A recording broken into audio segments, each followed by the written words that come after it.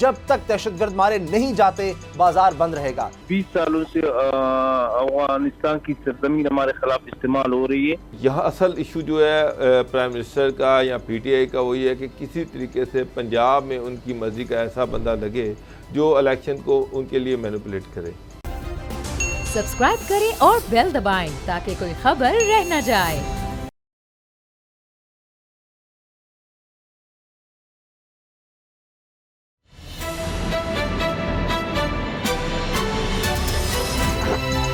अब पता चला।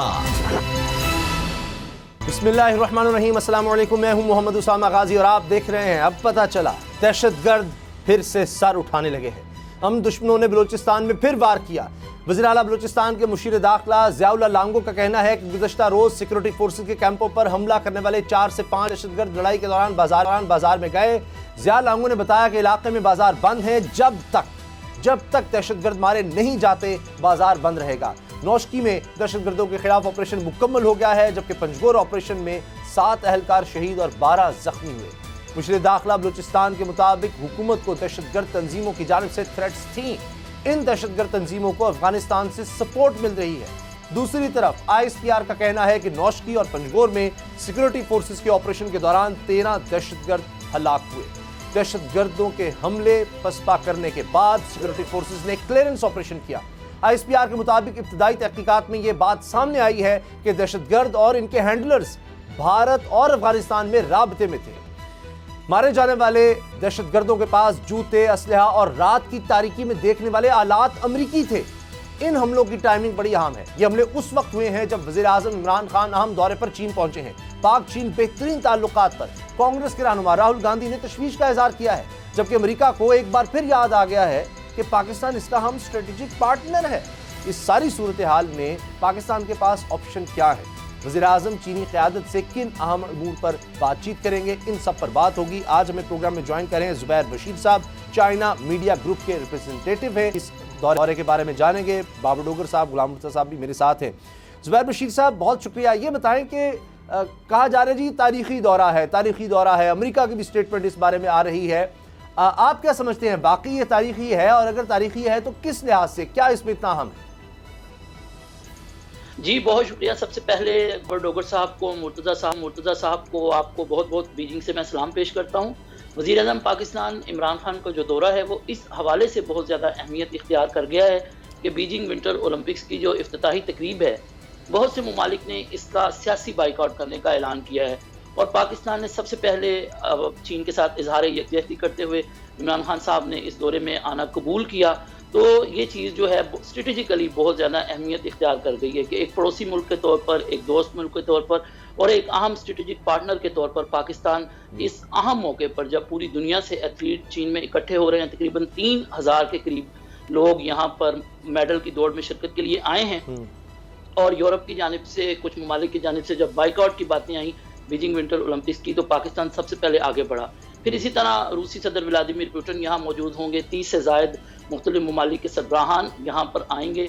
तो पाकिस्तान का जो वफ्द है, अगर हम उसकी कंपोजिशन देखें तो ये भी हमें बताती है कि ये दौरा किस कदर अहमियत का हामिल है। कौमी सलामती के मुशीर इस दौरे में शामिल हैं, तजारत के मुशीर इस दौरे में शामिल हैं और जो पाकिस्तान है इसमें काबुल में तालिबान के आने के बाद भी वज़ीर आज़म इमरान खान पाकिस्तान का ये पहला दौरा है। तो बड़ी देर से ये दौरा जो था इसका इंतज़ार किया जा रहा था। तो बहुत से पहलू हैं, इसके सरमायाकारी के पहलू भी हैं, इसके खारजा अमूर के पहलू भी हैं, जिसने इस दौरे को बहुत ज़्यादा अहम बना दिया है। अच्छा, अभी ये जो बलूचिस्तान में दहशतगर्दी वाक़यात हो रहे हैं, क्या चीन में भी इस पर तशवीश होगी?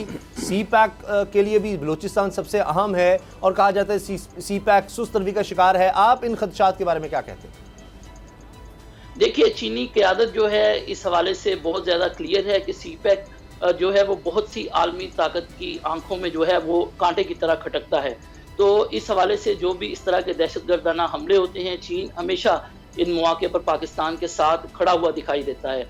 चीन यकीनन ये चाहता है कि इस तरह की जो दहशतगर्दी की कार्रवाइयाँ हैं उनको ख़त्म किया जाए, उन पर काबू पाया जाए। लेकिन चीन इन तमाम कोशिशों में पाकिस्तानी क़यादत का बिल्कुल उस हवाले से आप कह सकते हैं कि उसके साथ है और उनके मौक़िफ़ की तारीफ़ करता है और चीन की सपोर्ट है पाकिस्तान को इन हवालों से। यानी इस तरह के हमले किए ही इसलिए जाते हैं कि कुछ बदएतमादी की फ़िज़ा हो, لیکن چین سمجھتا ہے کہ یہ ان کے پیچھے جو قوتیں ہیں وہ کون ہیں۔ اچھا، چین سے مدد طلب کرنے کا کہا ہے وزیر خزانہ نے، اس میں چین اب مزید کس طرح سے آپ کے خیال مدد کر سکتا ہے؟ بہت سے لوگ کہہ رہے ہیں $3 ارب کی مزید امداد کہیں یا سہولت جو کہ قومی خزانے میں چین جمع کرائے، اور کون سے پروجیکٹس ہیں جن پر آپ سمجھتے ہیں کہ اب کام تیز ہوگا اس دورے کے بعد؟ دیکھیے، چین کے جتنے بھی اس وقت آپ تھنک ٹینکس کہہ سکتے ہیں وہ ایک چیز پر فوکس کر رہے ہیں کہ پاکستان میں سرمایہ کاری کو فروغ دیا جائے، پاکستان میں ایسے منصوبے لگائے جائیں جن کی مدد سے وہاں پر روزگار پیدا ہو، جس کی مدد سے پاکستان میں فورن ڈائریکٹ انویسٹمنٹ آئے۔ تو اب جب وزیر اعظم عمران خان آ رہے ہیں تو ان کے ساتھ ایک بکلیٹ ہے جس میں وہ یہاں پر بڑے جو سرمایہ کار گروپ ہیں ان سے بھی ملاقات کریں گے، ان کو بھی پیش کریں گے۔ چینی صدر شی جن پنگ کی ملاقات جو ہوگی ان کے ساتھ، اس میں بھی وہ جو کتاب ہے وہ پیش کی جائے گی۔ اچھا، تو زبیر پاکستان صاحب سرمایہ کاری کو راغب کرنے پر زیادہ غور کرے گا۔ جی ڈاکٹر صاحب، ابھی جو چیزیں سامنے آ رہی ہیں کہ ہم نے کہا ہے کہ اکنامک زونز میں چائنیز جو ہے وہ انویسٹمنٹ کرنے، وہ باہر اپنی انڈسٹری لے کے جا رہے ہیں تو پاکستان میں اپنی انڈسٹری لے کے آئیں۔ ایشو یہ ہے کہ یہاں پر گیس نہیں ہے، بجلی مہنگی ہے، پیٹرول مہنگا ہے، ورکنگ انوائرمنٹ کوئی اتنا سوٹیبل نہیں ہے۔ ان ساری چیزوں کو مد نظر رکھتے ہوئے چائنا پاکستان میں اس طرح کی انویسٹمنٹ کیوں کرے گا؟ دیکھیے، پاکستان میں جو سی پیک ہے وہ چین کا جو بیلٹ اینڈ روڈ انیشیٹو ہے پریزیڈنٹ صدر شی جن پنگ کی طرف سے جو پیش کیا گیا، اس کا فلیگ شپ منصوبہ ہے۔ تو چین یہاں پر پاکستان میں آپ جانتے ہیں کہ جو توانائی کے منصوبے ہیں، سب سے پہلے چین نے ان کو بہتر بنانے کے لیے کام کیا ہے، اور ان میں سے بہت سے منصوبے جو ہیں اب فعال ہو چکے ہیں، کچھ اس سال کے وسط میں کام شروع کریں گے۔ پھر چین نے جو انفراسٹرکچر تھا اس کو بہتر بنایا ہے، جو گراؤنڈز ہیں وہ تیار ہو چکی ہیں، اور چین کے جو انویسٹرز ہیں وہ پاکستان کو اپنے لیے ایک دوست، ایک اسٹریٹجک پارٹنر اور ایک اچھا ساتھی سمجھتے ہیں۔ اچھا، یہاں پاکستانیوں کو پاتھیے کہا جاتا ہے۔ جی، پاکستان کی یہ آپ سے جاننا چاہوں گا کہ آپ وہاں پہ ہیں تو آپ جانتے ہیں کہ جب بھی پاکستان بہت زیادہ محبت تو ہماری گزشتہ 74 سال سے ہے چائنا کے ساتھ، لیکن جب بھی پاکستان کوئی بڑے انیشیٹو لینے کے لیے چائنا کی طرف بڑھتا ہے تو پیچھے اس طرح کی دہشت گردی شروع ہو جاتی ہے۔ اور اب جس طرح سے ہم نے پرائورٹائز کی ہیں چیزیں کہ اسمال انڈسٹری ان کی جو اسپیشل اکنامک زونز ہیں اس میں لگائی جائے، مجھے یہ بھی بتائیے گا کہ کیا چائنیز جو لیڈرشپ ہے یا کمیونسٹ پارٹی ہے ان کو پاکستان کی اس طرح کی جو انتہائی مجبوری ہیں ان کا احساس ہے؟ اور ہمیں پتہ چلا تھا کہ صدر پوٹن بھی آ رہے ہیں، وہ بھی پریزیڈنٹ شی سے ملاقات کریں گے، اور پھر شاید افغانستان اور سینٹرل ایشین اسٹیٹس تک جو سی پیک نے جانا ہے، تو اس حوالے سے بھی ان ملاقاتوں میں بات چیت ہوگی اور کوئی کنکریٹ جو ہیں وہ فیصلے کیے جائیں گے۔ جی مرزا بھائی، آپ نے بالکل درست نشاندہی کی ہے۔ چینی قوم جو ہے وہ اپنے جو تعلقات ہیں ان میں ناپ تول نہیں کرتی۔ چینی جو ہیں جب کسی کے ساتھ دوستی کرتے ہیں تو پھر اس کو نبھاتے ہیں، اور یہی ہم گزشتہ 70 برس میں دیکھتے ہیں کہ پاکستان اور چین کے جو سفارتی تعلقات ہیں ان کے درمیان یہی چیز ابھر کر سامنے آئی ہے۔ اور اب بھی چینی انویسٹر ہوں، چینی قیادت ہو، چین کے عام لوگ ہوں، وہ یہ سمجھتے ہیں کہ پاکستان کی مشکلات کیا ہیں اور ان کو کس طرح حل کرنا ہے۔ یہی وجہ ہے کہ اب پاکستان میں جو سرمایہ کاری ہے اس کے منصوبے جو ہیں ان کو فروغ دینے کی بات کی جا رہی ہے۔ آپ دیکھیں گے کہ جب وزیر اعظم پاکستان عمران خان کا یہ دورہ مکمل ہوگا، جو آؤٹ پٹس ہمارے سامنے آئیں گی ان میں ایسے بہت سے انیشیٹو ہوں گے جن میں جو چین کے انویسٹر ہیں، بڑے انویسٹمنٹ گروپس ہیں، وہ پاکستان میں انویسٹمنٹ کے لیے آگے بڑھیں گے اور پاکستان کی معیشت جو ہے اس کی بحالی میں اپنا کردار ادا کریں گے۔ جو لونز ہیں، اس طرح کی چیزیں ہیں، اور جو سافٹ لونز ہیں وہ یقیناً اپنی جگہ اہم ہیں، لیکن اس وقت جو فوکس ہوگا اس دورے کا، پاکستانی قیادت کا بھی اور چینی یہاں پر جو اکابرین ہیں ان کا بھی، وہ یہ ہے کہ پاکستان میں سرمایہ کاری کو فروغ دیا جائے اور وہاں پر جو منصوبے ہیں ان کو آگے بڑھایا جائے، انویسٹمنٹ پاکستان میں بھیجی جائے۔ سر، اس میں رزاق داؤد صاحب جو ہیں وہ بھی کامرس منسٹر ہیں، وہ بھی ساتھ گئے ہیں۔ رزاق داؤد صاحب کی کچھ سٹیٹمنٹس بھی تھی ماضی میں جس کی وجہ سے چائنیز خاصے ناراض تھے، ان کی کمپنیز کے حوالے سے جو انویسٹیگیشن کی گئی اس پہ بھی وہ ناراض تھے، اور چائنیز گورنمنٹ کا یہ کہنا تھا کہ آپ جی ٹو جی چلیں، گورنمنٹ ٹو گورنمنٹ چلیں، کمپنیز کو اس طرح سے ٹارگٹ نہ کریں۔ تو وہ کوئی ان کو تو مجھے نہیں لگ رہا کہ رزاق داؤد کی وجہ سے کوئی کو وہ خاص پسند کرتے ہیں۔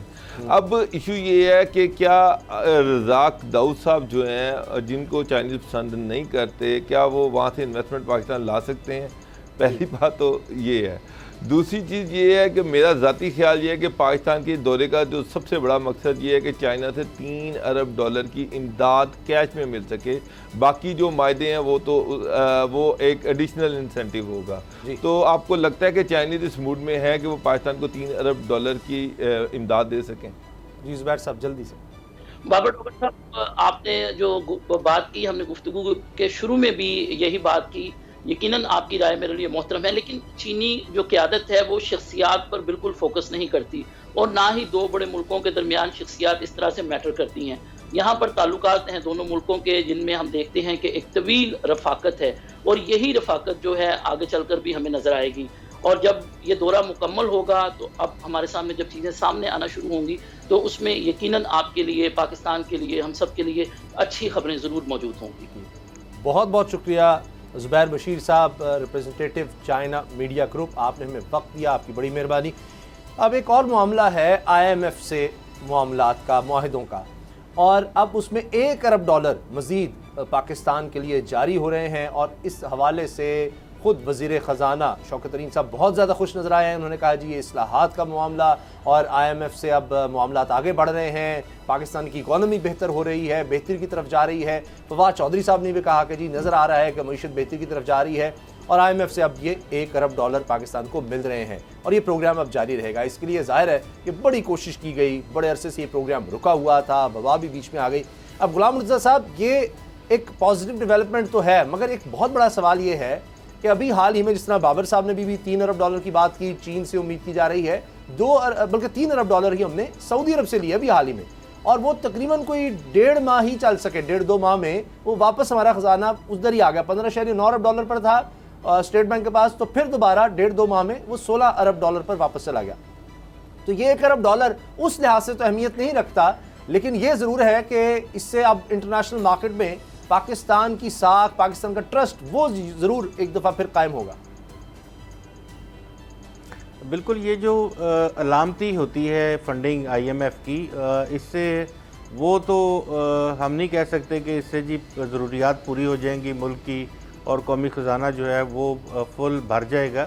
اس سے یہ ہوتا ہے کہ آپ کے جتنے سٹیک ہولڈرز ہیں جن کے پاکستان کے ساتھ اکنامک کوآپریشنز کے معاہدے ہیں، وہ تمام سکون میں آ جاتے ہیں، اعتماد کے ساتھ آ جاتے ہیں کہ موجودہ جو بھی اس وقت کی حکومت ہوتی ہے اس کے ساتھ، کیونکہ ان کا یہ ماننا ہوتا ہے کہ IMF کا پروگرام تو وہ چلا سکتے ہیں جن کی معیشت ایٹ لیسٹ ایسی ہو کہ وہ ان کے قرضے واپس کر سکیں.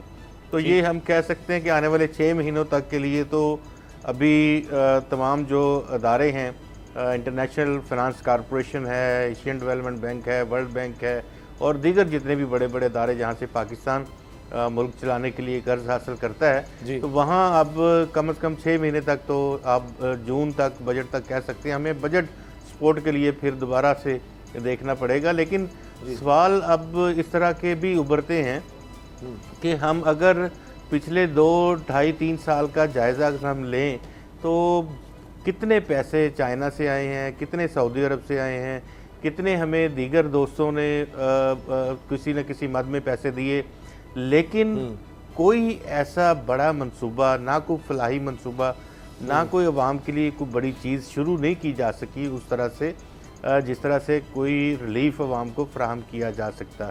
زیادہ سے زیادہ بات کرتے ہیں تو لنگر خانوں کی اور مختلف جو اس طرح کے احساس پروگرام اچھا چلیں بابر صاحب اس میں کچھ ایڈ کرنا چاہ رہے ہیں. میں ایک چیز عرض کر دوں کہ ڈالر بھی نیچے آنا شروع ہو گیا ہے پھر سے، اب تو پھر 175 کے لگ بھگ چلا گیا ہے، 180 کو ٹچ کر کے اب پھر نیچے آیا. اس معاہدے کے بعد، اس کے بڑھنے کے بعد، $1 ارب کی IMF سے منظوری کے بعد ڈالر مزید مار کھا رہا ہے کچھ نہ کچھ. جی بابر صاحب. اسامہ صاحب، جو غلام مرتضیٰ صاحب بات کر رہے ہیں کہ اب پھر ہم چائنا کے پاس گئے ہیں اس امید کے ساتھ کہ ہمیں کچھ کیش ہمیں امداد دے گا. مین آبجیکٹیو جو اس وزٹ کا وہ یہی کہ کیش امداد. MBS جو ہے انہوں نے ہمیں امداد ضرور دی، لیکن شارٹ ٹرم کے لیے، وہ 1 مہینے 2 مہینے کے لیے دیتے ہیں، اس کے بعد پیسے واپس لے لیتے ہیں. امریکہ سے ابھی تک کال کوئی نہیں آئی. انڈونیشیا کے سے آپ نے واپس نہیں لیے، استعمال ہو گئے انڈونیشیا کے ساتھ آپ نے ایگریمنٹس کیے، اور لیکن واپس اس کی وہاں سے گاڑیاں آنی تھی، بہت سارے آپ نے ٹریڈ ایگریمنٹس کیے. انفارچونیٹلی جو اسلام آباد میں بیوروکریسی بیٹھی ہوئی ہے، انفارچونیٹلی جو صوبوں میں بیوروکریسی بیٹھی ہوئی ہے، اس کی کیپیسٹی نہیں ہے، گورنمنٹ کی کیپیسٹی نہیں ہے کہ جو بھی منصوبے ہوتے ہیں ان کو آگے سسٹین کیا جا سکے۔ سعودی عرب کے محمد بن وہ یہاں پر آئے، ان کے ساتھ آپ نے بے تحاشا منصوبے سائن کیے، ایگریمنٹ سائن کیے۔ مجھے بتائیں کہ ان میں سے کتنے پرسنٹ ایسے ایگریمنٹ ہیں جن کو ایگزیکیوٹ کیا گیا؟ میری اطلاع کے مطابق کوئی بھی نہیں ہے۔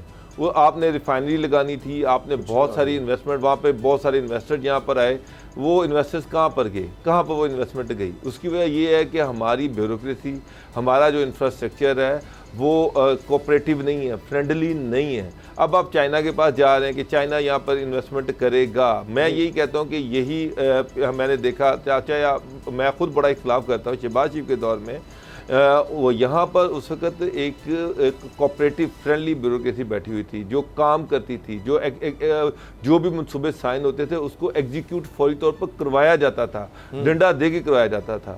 میری عمران خان صاحب کی جب سے گورنمنٹ آئی ہے اس وقت سے منسٹرز کی کوئی فوکس نہیں ہے، بیوروکریسی کا کوئی فوکس نہیں ہے۔ پرائم منسٹر کا کیا رول ہوتا ہے؟ پرائم منسٹر کا رول یہ ہوتا ہے کہ وہ مسلم ممالک میں وزٹ کرے، وہاں کے انویسٹرز کو بلائے، یہاں بلا کر ان کو آمادہ کرے کہ انہوں نے انویسٹمنٹ کرنی ہے۔ اس کے بعد جب وہ یہاں پر آ جاتے ہیں تو آگے رول ہوتا ہے بیوروکریسی کا اور منسٹریز کا۔ اگر وہ فرینڈلی نہیں ہے، کوپریٹیو نہیں ہے تو وہ جو لوگ انویسٹر ہے وہ بھاگ جائے گا۔ میرا مطلب ہے ماضی کی ابھی تک جو میں چیزیں دیکھ رہا ہوں، آپ ساری دنیا سے کشکول لے کے بھیک تو مانگ رہے ہیں، لیکن جہاں انویسٹمنٹ کی بات آتی ہے، انویسٹمنٹ فرینڈلی انوائرمنٹ نہیں بنا سکی یہ گورنمنٹ۔ اس چیز کو یہ ایکسیپٹ کر لیں، مان لیں، باہر سے کوئی انویسٹمنٹ اگر انویسٹر آئے ان کو کیش نہیں کروا سکے۔ اب چائنا میں جا رہے ہیں، میں پھر میری یہی ریزرویشنز ہیں کہ وہاں کے بھی جو انویسٹر یہاں پر کریں گے، رزاق داؤد صاحب جس طرح کے منسٹر جو ہیں وہ اس طرح کی سٹیٹمنٹ ماضی میں دیتے رہے کہ چائنیز کمپنیاں یہاں سے دوڑ گئیں۔ مجھے یہ ایک بات بتائیں، پچھلے 3.5-4 سال میں کتنی چائنا نے پاکستان میں انویسٹمنٹ کی ہے؟ وہی چائنا جس نے اورنج لائن بنائی، وہی چائنا جس نے بکی پاور پلانٹ بنایا، جس نے سائیوال کول پروجیکٹ بنایا، جس نے قائد اعظم سولر پارک بنایا، جس نے لاہور سیالکوٹ موٹر وے بنائی، جس نے حیدرآباد میں تھر کول، وہاں سے پچھلے 3.5 سال میں، چلے میں غلط ہو سکتا ہوں، غلام مرزا صاحب اسلام آباد میں بیٹھے ہوئے ہیں، وہ بتا دیں کہ کتنی انویسٹمنٹ آئی، کتنے پروجیکٹس انیشیٹ ہوئے؟ کچھ بھی نہیں۔ اس کا مطلب یہ ہے کہ گورنمنٹ کا انفراسٹرکچر جو ہے وہ انویسٹر فرینڈلی نہیں ہے اس وقت۔ اچھا سر، 1 منٹ ہے غلام مرزا صاحب۔ اچھا، یہ یہاں میں ایڈ کرنا چاہوں گا بابا ڈوگر صاحب، اب جس طرح سے ہم پہلے ان چیزوں کو دیکھ رہے تھے اب اس طرح سے نہیں ہے، کچھ چیزوں میں تبدیلی آئی ہے۔ جس طرح سے اگر ہم کہیں کہ سی پیک اتھارٹی کی جو چیئرمین لگائے گئے ہیں وہ چائنا کی ریکمنڈیشنز کے اوپر لگائے گئے ہیں، اور پھر وہی اس کے بعد چیزوں کو لے کے چل رہے ہیں۔ ابھی آپ نے دیکھا کہ تھوڑا سا آپ کو اب پیراڈائم شفٹ تو نہیں کہہ سکتے، بس چند جو ہیں وہ ابھی تبدیلیاں آئی ہیں اس میں۔ مرزا صاحب وہ بھی تو چائنا سے انویسٹر ہی لے کے آئیں گے نا۔ میں یہ کہہ رہا ہوں یہاں پر جو بیوروکریسی بیٹھی ہے، یہاں پر جو منسٹریز بیٹھی ہیں وہ کوپریٹیو نہیں ہے، وہ چیزوں کو آگے بریک ہے سر، بریک ہے، میں معافی چاہتا ہوں، بریک ہے، نیوز اپڈیٹ سے، اور اس کے بعد ہم بات کریں گے بلوچستان میں جو حملے ہوئے ہیں دہشت گردوں کی جانب سے، اور کوشش کریں گے کہ ہم حکومت کا موقف لیں گے۔ بلوچستان سے مشیر داخلہ ہمارے ساتھ ہوں گے بریک کے بعد۔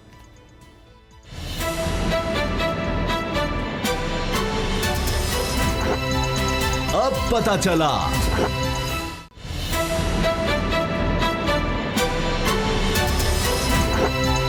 اب پتہ چلا، بلوچستان میں پھر حملہ ہوا ہے، بلکہ حملے ہوئے ہیں، اور ایک ہی وقت میں 2 مختلف جگہوں پر FCC ہیڈ کوارٹرز کو نشانہ بنایا گیا ہے۔ جوانوں نے شہادتیں دے کر ان حملوں کو ناکام بنایا ہے۔ اب تک اطلاعات یہ ہے کہ 15 دہشت گرد مارے گئے ہیں، 7 جوان اس میں شہید ہوئے ہیں، لیکن تشویشناک بات یہ ہے کہ اس سے پہلے بھی ہم نے دیکھا ہے کہ 25 اور 26 جنوری کی درمیانی رات کو بلوچستان اور ایران کے بارڈر پر بہت بڑا حملہ ہوا جس میں 10 جوان شہید ہوئے، اور اس کے بعد بھی اطلاعات تھیں۔ پھر آرمی چیف نے بھی دورہ کیا بلوچستان کا اور ان کو بریفنگ بھی دی گئی۔ اب بابا ڈوگر صاحب، اس میں یہ ضرور ہے کہ اس حملے کو ناکام بنایا گیا، ظاہر ہے کہ وہ لگتا ہے بظاہر یہ ہے کہ وہ ہیڈ کوارٹر کے اندر جانا چاہتے تھے۔ ماضی میں اس طرح کے ہم نے حملے دیکھے ہیں، اور پھر کوئی یرغمال بنا کر، ایک تو ان کے پاس جو اسلحہ ہے، یعنی رات کو دیکھنے والا سامان، یہ ایسا تو ہمارے فوجی کے پاس بھی نہیں ہوگا کہ بڑا لیٹسٹ اکوپمنٹ ہے، بڑا مہنگا ہے، یہ ان کے پاس ہونا، اسلحہ ان کے پاس لیٹسٹ ہونا, پوری پلاننگ کے ساتھ اس طرح ایک ہی وقت میں 2 جگہوں پر حملے کرنا, یہ بڑی تشویش کی بات ہے. سما صاحب ماضی میں بھی اس طرح حملے ہوتے رہے ہیں, جس طرح سے کراچی میں ٹارگٹ کیا گیا, لاہور میں ٹارگٹ کیا گیا, اسلام آباد کو ٹارگٹ کرنے کی کوشش کی گئی. تو ایک چیز تو بڑی کلیئر ہے کہ اس میں ہمیشہ سے انڈین ہاتھ ملوث رہا ہے. بلوچستان میں جو بھی جتنی بھی انسرشن چل رہی ہے, جس طرح سے بھی وہاں پر جو دہشت گردی چل رہی ہے, اس دہشت گردی کے پیچھے پہلے بھی ایک سرونگ کرنل یہاں سے پکڑا گیا اور اس نے مانا کہ وہ یہاں پر دہشت گردی کراتا رہا ہے. تو آف کورس اوبویسلی بھارت یہ دہشت گردی کروا رہا ہے, افواج پاکستان کو ٹارگٹ کیا جا رہا ہے, اور ایک دہشت اور خوف کی جو فضا تھی وہ دوبارہ قائم کرنے کی کوشش کی جا رہی ہے. اب ایسے وقت میں جب سی پیک بلوچستان سے گزر رہا ہے, پرائم منسٹر جو ہے چائنا کے دورے پر ہیں, اور اس وقت اس طرح جو اٹیک ہیں, اور اس وقت جب آپ کا پی ایس ایل ساتھ چل رہا ہے, تو یہ ساری اگر چیزیں دیکھیں تو اس ساری چیزوں کو ٹارگٹ کیا جاتا ہے. خاص طور پہ یہ خوف اور دہشت کی فضا پھیلانے کی کوشش کی جا رہی ہے کہ پی ایس ایل جس نے کراچی میں ہو رہا ہے, اس کے بعد اس نے لاہور میں آنا ہے, تو یہاں پہ کھلاڑیوں میں اس طرح کا خوف پیدا کیا جا سکے تاکہ وہ یہاں سے چلے جائیں, اور دنیا کو یہ تاثر دیا جائے کہ پاکستان میں امن نہیں ہے, پاکستان میں ابھی بھی دہشت گردی کے واقعات ہو رہے ہیں.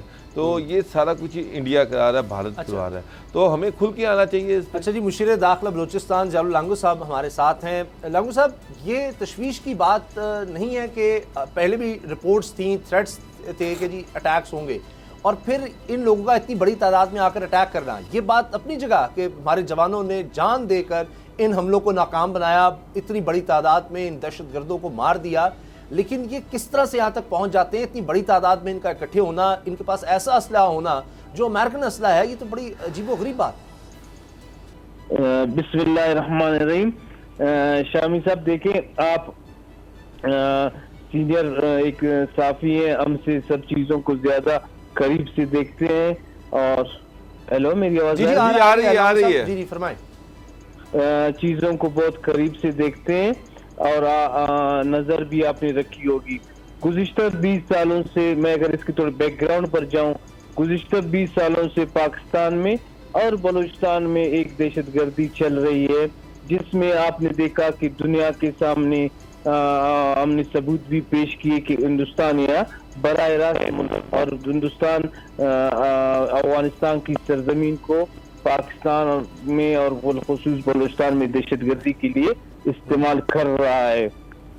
تو اس کے بعد ثبوت بھی دیے گئے, آپ کلبھوشن کی صورت میں دیکھیں, کسی کی بھی صورت میں دیکھیں, لیکن ہماری سیکورٹی فورسز نے الحمدللہ اور عوام نے جو ہے اپنی ذمہ داری کا ثبوت دیا, اور 70,000 ہمارے لوگوں نے جو ہے شہادتیں دی, جس کی وجہ سے دہشت گردوں کی کمر ٹوٹ گئی. دہشت گرد اور ان کے وہ فائننسر جو ہیں, ان کی ٹارگٹ جو ہے وہ پاکستان اور بلوچستان کا جو مستقبل ہے, جو گوادر کی صورت میں ہے, جو سی پیک کی صورت میں ہے, جو پاکستان ابھی بتائیں, کیا سارے دہشت گرد مارے گئے ہیں؟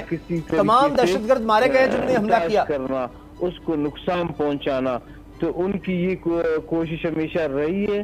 وہ اس میں ہمارے کچھ اپنے لوگ ان کے ساتھ ملے ہوئے ہیں, بکے ہوئے ہیں, میں سمجھتا ہوں, جو اپنے قوم کے لوگوں کو نقصان پہنچاتے رہے ہیں, جنہوں نے عام پاکستانی کو بھی مارا ہے, جنہوں نے جو ہے مزدور کو بھی مارا ہے, جنہوں نے قومیت کے نام پر بھی لوگوں کو مارا ہے.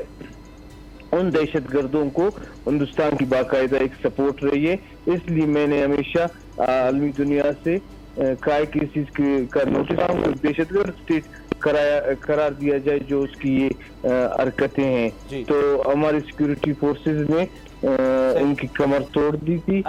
میں سمجھتا ہوں ابھی وہ پھر گئے ہیں, شاید ری آرگنائز ہو کر ہماری سیکورٹی فورسز پر حملہ کر رہے ہیں. ہماری سیکورٹی فورسز نے پہلے بھی جانوں کا نذرانہ دے کر اس ملک کی حفاظت کی ہے, اور ابھی بھی دہشت گردی کے عزم کو پہچان چکے ہیں. وہ اپنی جانوں پر بھی کھیل کر اس ملک کی حفاظت کریں گے. ضیاء اللہ صاحب, افغانستان میں طالبان کی گورنمنٹ ہے جو پاکستان کی فرینڈلی حکومت ہے, وہاں سے اب یہ دہشت گرد کس طرح سے پینیٹریٹ کر کے وہاں سے پاکستان میں داخل ہوتے ہیں؟ کیا وہاں سے ابھی بھی دہشت گرد آ رہے ہیں؟ हेलो। जी जी जी फरमाइएगा। देखिए, जिस तरह मैंने आपको कहा 20 सालों से अफगानिस्तान की सरजमीन हमारे खिलाफ इस्तेमाल हो रही है। जिस तरह अफगानिस्तान में जो हालात हों उससे हम और वो एक दूसरे से हमारे मुफादात अलग नहीं हो सकते। तो हम बारहा अफगानिस्तान हुकूमत को, हमारी हुकूमतों ने बारहा उनसे कहा कि आपकी सरजमीन जो है हमारे खिलाफ इस्तेमाल हो रही है, लेकिन उनको उस बात को किसी ने तवज्जो भी नहीं दी और सीरियस भी नहीं लिया, जो मुसलसल होता रहा। अभी जो अफगानिस्तान में एक तब्दीली आई तो जरूर हम एक हमसाए हैं, हम एक दूसरे के मुफादात से दूर नहीं हो सकते। हमारी फेडरल गवर्नमेंट की जो है अफगानिस्तान की हुकूमत से बात चली कि भाई हम आपकी सरजमीन जो है हमारे खिलाफ 20 सालों से इस्तेमाल हो रही है, अभी आपकी पॉलिसी क्या है। तो उन्होंने बहुत हमें अच्छी तरह यकीन दहानी कराई थी हमारे इदारों को कि अभी हमारी अफगानिस्तान की सरजमीन आपके खिलाफ इस्तेमाल नहीं होगी। तो हम एक बहुत अच्छा उम्मीद रखते थे और रखते हैं कि अफगानिस्तान की सरजमीन हमारे खिलाफ इस्तेमाल नहीं होगी। वो भी खुद मुख्तार मुल्क है और हम भी, लेकिन बदकिस्मती से अभी तक मैं समझता हूँ उसमें कमी आई, वो खत्म बिल्कुल नहीं हुआ। अभी तक भी अफगानिस्तान से कुछ न कुछ लंगू साहब, मैं यहाँ आपसे स्टेट एलिमेंट के जरिए हो सकता है, किसी भी तरीके से हो सकता है, लेकिन वो खत्म नहीं हुआ मैं समझता हूँ।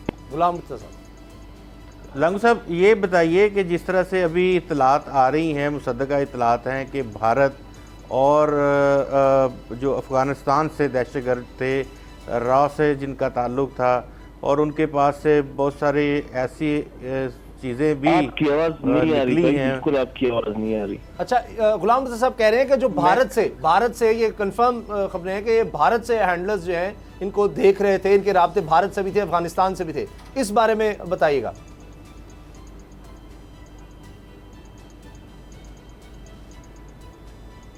जी हेलो जी लांगू साहब, भारत का जो इसमें हाथ नजर आ रहा है, हैंडलर्स वहां से थे, उस पर क्या कहेंगे? किस चीज पर ब्रदर? भारत, इंडिया के हवाले से कि जी हैंडलर्स वहां। देखिए, इंडिया बिल्कुल आपके सामने, इंडिया हमारा बिल्कुल पहले दिन से पाकिस्तान को ना कबूल करता है ना और ना करेगा। वो कोई ऐसा मौका आज से जाने नहीं देता है जिससे पाकिस्तान को या पाकिस्तान के मफादात को नुकसान नहीं पहुंचे। तो वो अपनी मुसलसल कोशिश करता रहता है। वो यहाँ बिलियंस ऑफ डॉलर लगाता है, तो उसके साथ हमारी जो है वो है, और वो किसी ऐसे मौके को छोड़ता नहीं है। उससे हमें कोई शिकायत भी नहीं, वो हमारा एक दुश्मन है। अगर ऐसा वो परवार करता है हम उसका मुकाबला करेंगे, लेकिन अफसोस हमें अपने वतन के लोगों पर, अपने मुल्क के लोगों पर होते हैं जो दुश्मन के साथ मिलकर हमारे मुल्क को नुकसान पहुंचाते हैं। अच्छा, आखिर में बताएं, अभी क्या तमाम दहशतगर्द जिनसे बातचीत कर रहे थे हम लोग, क्या हमें इस बातचीत को जारी रखना चाहिए? बातचीत हो रही थी, अब बातचीत खत्म हो गई है। इन दहशतगर्दों से क्या बातचीत का रास्ता अपनाना बेहतर था, या इनको इन्हीं की ज़ुबान में जिस तरह पहले हम ज़रबे अज़ब या दीगर जो ऑपरेशंस हमने करके जवाब दिए हैं उसी तरह से जवाब देना चाहिए इनको? देखिए, रियासत ने बारहा कहा है कि रियासत बात करने के लिए तैयार है, लेकिन जो बंदा आए और अपनी गलती तस्लीम करे कि मैंने रियासत के खिलाफ दूसरों के कहने पर ये हरकतें की, मैं उस पर रियासत के कानून के अंदर रहते हुए तमाम अपने गुनाहों का वो देने के लिए तैयार हूँ, हिसाब देने के लिए तैयार हूँ। लेकिन हम किसी को अगर ये कह कर लाएं कि आपकी पॉलिसी ठीक थी, आप एक बहुत बड़ी लीडर हो, आप बोले, मेरे ख्याल में हमारा जो बयानिया है उसमें फर्क है। तो हमने जो है जिसको भी लाना है सेम कानून के तहत, सेम पाकिस्तान की जो आईन है सबको साथ उसके तहत बात करनी चाहिए। और जो दहशतगर्दी करता है, दहशतगर्द के साथ कोई रियायत नहीं बनती, हाथ लोगों के खून से रंगे हुए हैं। अच्छा, आखिर में बताइएगा, अभी तमाम दहशतगर्द मारे गए हैं जिन्होंने हमला किया? देखिए, नोशकी में सारे दहशतगर्द मारे गए, क्लियर हो गया है।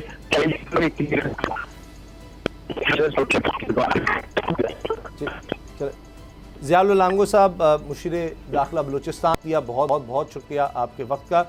ब्रेक का वक्त है और ब्रेक के बाद बात करेंगे कि इलेक्शंस करवाना ये कोई आसान काम नहीं है, फ्री एंड फेयर इलेक्शन। उसके लिए इलेक्शन कमीशन के मेंबरान का चुनाव करना ये भी एक बड़ा मसला बना हुआ है। इस बारे में बात होगी ब्रेक के बाद।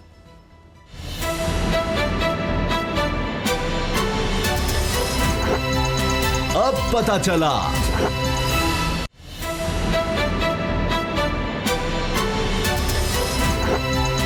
अब पता चला।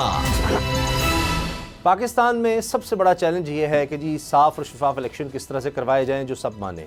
उसके लिए तकरीरियाँ होती हैं। अब अलमिया ये है कि 22 करोड़ की आबादी है और कोई एक शख्स भी नहीं हमें मिल पाता किसी ऐसी तकरीर के लिए जिस सब लोग इत्तेफाक कर जाएं। अगर कभी हो भी जाता है तो वही बंदा कंट्रोवर्शियल हो जाता है।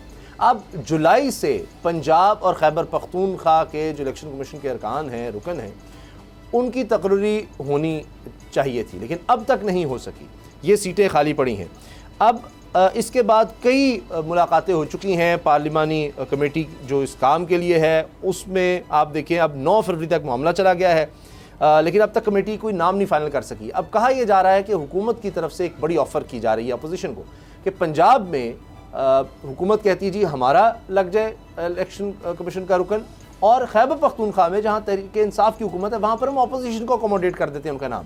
अब मुझे बताएं गुलाम नबी साहब, क्या 22 करोड़ लोगों में हमें कोई गैर जानिबदार, ऑनेस्ट, अपराइट बंदा मिलता नहीं, या हम लगाना ही नहीं चाहते, अपना अपना बंदा लगाना चाहते हैं जिसकी वजह से इतनी लड़ाई हो जाती है? क्योंकि होता यह है कि इलेक्शन कमिश्नर के नाम पर इत्तेफाक हुआ तो पहले वो अपोजिशन को नापसंद थे यही साहब, और कुछ अरसे बाद फिर हुकूमत के लिए नापसंदा तीन हो गए।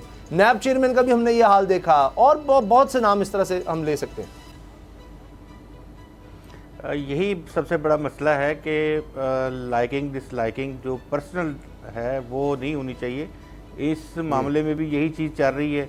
निसफ दर्जन के करीब एटलीस्ट 6 इजलास तो इससे पहले हो चुके हैं इन्हीं मामलात पर, और वो बज़िद हैं कि पंजाब से पीटीआई जो है वो अपना बंदा लाएगी, जबकि गैर जानबदाराना जो नाम है वो दिए गए हैं अपोजिशन की जानिब से। उन्होंने कहा इसमें से ले लें, फिर और नाम दिए गए, उन्होंने कहा इसमें से रख लें, लेकिन उन्होंने ज़िद पकड़ी हुई है कि एक ही यही नाम है और यही हम रखेंगे।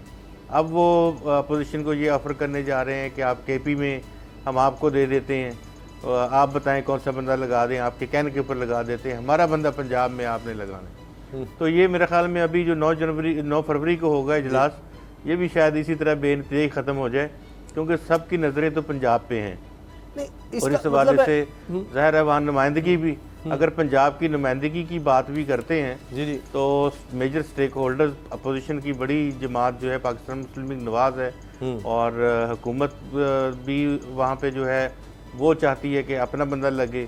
तो अभी इन तमाम सूरत हाल के ऊपर बातचीत होगी, लेकिन हमें यही पता चला है कि शायद ये इस इजलास में भी ये फाइनल नहीं हो सकेगा नाम, और इसी तरह से आगे बात बढ़ती जाएगी। तो शायद कोई और फिर रास्ता निकालना पड़े कमेटी को, तो ये किसी हमारे यहाँ अदालत की जानिब जाए मामला। ये बदइत्मादी की इंतहा से ज़्यादा मुझे लगता है कि अपना बंदा लाना। अब देखिए ना बाबू साहब, मकसद तो ये नज़र आता है इस आइन की शिक का कि एक इंडिपेंडेंट आदमी हो, गैर जानिबदार हो, लेकिन होता क्या माजी में सिंध में हुआ जी पीपल्स पार्टी अपना लगा ले, जी नून की हुकूमत पंजाब में है जी हम यहाँ अपना लगा लेते हैं, अच्छा जी खैबर पख्तूनख्वा में तहरीक इंसाफ की वहाँ वो अपना लगा ले, हर हुकूमत को जी oblige कर दो, तो वो तो मकसद ही फौत हो गया कि भाई जहाँ जिसकी हुकूमत है उसका वो बंदा आ जाएगा। तो क्या ये कि जी हम लगाएंगे तो ये हमारे इंटरेस्ट को वॉच करे, और इसीलिए कि जी पंजाब सबसे बड़ा सूबा है, सबसे ज़्यादा सीटें यहाँ पर होनी है, तो यहाँ मेन जोर अब तहरीक इंसाफ चाह रही है जी यहाँ हमारा आदमी आ जाए, और चलें आप खैबर पख्तूनख्वा में लेना तो ले लें, आपका बंदा होगा चलो। यानी ऐसे लग रहा है कि वो होगा तो वो काम ही उनके लिए करेगा, जितना उस ओहदे पे रहते हुए मैनिपुलेट कर सकेगा उनके लिए वो करेगा। कहाँ से शफाफियत चाहते हैं फिर हम, किस सिस्टम से शफाफियत चाहते हैं, फिर कैसा इलेक्शन चाहते हैं? उसामा साहब, सिंध में और बलूचिस्तान में पहले ही 2 ऐसे मेंबर लगे हुए हैं जिस पे अपोजिशन को इतराज़ात हैं, और वहाँ पर पहले ही एक मसला चल रहा है कि अपोजिशन पार्टी जो है वो उनको शदीद इतराज़ात हैं कि वो जो लोग हैं वो स्ट्रॉन्गली एफिलिएटेड हैं फिर पार्टी के साथ सिंध में और इसी तरह के बलूचिस्तान में भी एक साथ वो इशू चल रहा है, और अपोजिशन जो है वो उन्होंने उस पर अपना इतराज़ जमा कराया हुआ। अब वो मसला हल नहीं हुआ। अब जून में ये दो मेंबर थे केपी के और पंजाब वाला, ये रिटायर हो गए। आइन ये कहता है कि 45 दिन के अंदर नए बंदे की अपॉइंटमेंट करनी है। अब आप सोच लें कि जून और अब जनवरी आ गया, फरवरी आ गया, तो ये तो तकरीबन 7-8 महीने हो गए हैं। اور ابھی تک وہاں پر کوئی بندہ نہیں لگا سکا. جس طرح غلام مرتضیٰ صاحب کہہ رہے ہیں 6 میٹنگز ہو چکی ہیں. اب پی ٹی آئی یہ چاہتی ہے, یہ جو 6 میٹنگز ہوئی ہیں جس میں پی ٹی آئی یہ پرپوزل دیتی ہے کہ ٹھیک ہے پنجاب میں ہمارا بندہ لگا لیں, کے پی کے میں آپ اپنی مرضی کا بندہ لگا لیں. اس کے پیچھے چیز یہ ہے کہ پنجاب کا الیکشن وہ مینیج کرنا چاہتے ہیں اور کے پی کے میں ان کو پتہ ہے کہ جناب وہاں سے تو ہم جیت ہی جائیں گے, تو وہاں پہ جو مرضی ہو. تو یہاں اصل ایشو جو ہے پرائم منسٹر کا یا پی ٹی آئی کا وہ یہ ہے کہ کسی طریقے سے پنجاب میں ان کی مرضی کا ایسا بندہ لگے جو الیکشن کو ان کے لیے مینپولیٹ کرے. تو یہی وجہ ہے کہ اپوزیشن جو ہے وہ اس چیز پہ تیار نہیں ہے. وہ جو طریقہ کار ہے کہ ٹھیک ہے اس پہ ووٹنگ کروا لی جائے, پہلے تو پرائم منسٹر اور اپوزیشن لیڈر آپس میں کنسلٹیشن کریں, تینوں 3 نام دیں اور اس کے بعد پارلیمانی کمیٹی میں جائیں, اور اگر کچھ نہیں ہوتا, اگر وہاں پہ کنسنسس کے ساتھ سیٹلمنٹ نہیں ہوتی تو اس پہ ووٹنگ کروا لی جائے.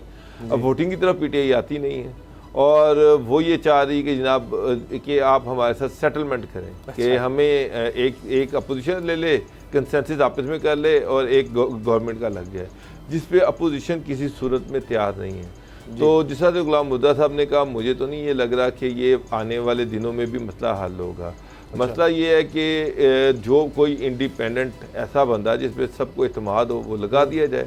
تو اس کے لیے آپ کو اپنی ضد سے پیچھے ہٹنا پڑے گا. اگر یہ واقعی پولیٹیکل پارٹی چاہتی ہیں کہ الیکشن ٹرانسپیرنٹ ہوں, فیئر ہوں, سمجھا یہ لفظ تو بڑے اچھے لگتے ہیں, یہ ٹویٹر پہ بھی بڑے اچھے لگتے ہیں جب یہ میسیج پرائم منسٹر دیتے ہیں یا اس طرح کی اسٹیٹمنٹ دیتے ہیں, لیکن حقیقت میں جب اس پہ عمل درآمد کی بات آتی ہے تو پھر ہر ایک جو ہے وہ وہی چاہتا ہے کہ اس کا چہیتا, اس کا پسندیدہ بندہ جو سارے رول ریگولیشن کو ایک سائڈ پہ کر کے جو پرائم منسٹر چاہے یا جو وہ پولیٹیکل پارٹی چاہے وہی کرے, تو ایسا بندہ لگانا چاہ رہا ہے. تو مجھے نہیں لگ رہا کہ یہ کنسنسس کے ساتھ اس طرح سے یہ مسئلہ آپ کو بھی نہیں لگ رہا, تو پھر یہ حل اس کا کیا ہے غلام صاحب؟ یہ اسی طرح چلتا رہے گا اگلے الیکشن تک, یا سپریم کورٹ یا کہیں اور جا کر یہ معاملہ بھی سیٹل ہو سکتا ہے, کسی اور ادارے کو کرنا پڑے گا کچھ؟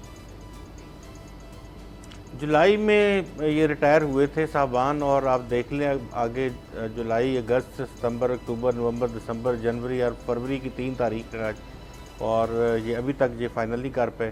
کمیٹی کا پھر ابھی اجلاس ہوگا, پھر میرے خیال میں وہی صورتحال بنے گی کہ لگاتے ہیں نہیں لگاتے ہیں. اگر آپ کنسنسس تو یہ ہوتا ہے کہ دونوں طرف سے غیر جانبدار لوگوں کے نام لیے جائیں اور ان کے اوپر کنسنسس ڈیولپ کر لیا جائے. اگر نہیں ہوتا تو پھر 6 ناموں کی پرچی ڈال دی جائے, پرچی اٹھا لے, بس جس کا پھر بندہ آئے تو وہ کر لے. لیکن یہ آپ دیکھیں کہ اجلاس ہوتے ہیں, تمام لوگوں کو بلایا جاتا ہے, یہ کمیٹی ہے, اور پھر اس میں ڈیلیبریشنز ہوتی ہیں.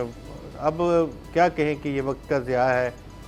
ان لوگوں کے پاس جو ممبران کا تقرر ہونا ہے, ان کا الیکشنز پہ تو انہوں نے کوئی بہت اچھا مرتضیٰ صاحب سوما صاحب سے ایک بات, ابھی یہ ان کو کنسنسس اگر نہیں کر سکتے تو یہ معاملہ پھر بعد میں جاتا تھا, تو پھر یہ روتے ہیں پیٹتے ہیں کہ جناب یہ دیکھیں یہ کیا ہو گیا ہمارے ساتھ. تو بہتر نہیں ہے کہ یہ پارلیمنٹ میں اس کو حل کر لیں بیٹھ کے؟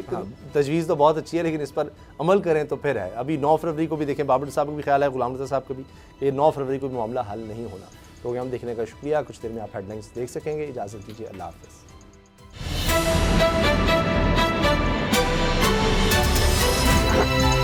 اب پتہ چلا. سبسکرائب کریں اور بیل دبائیں تاکہ کوئی خبر رہ نہ جائے.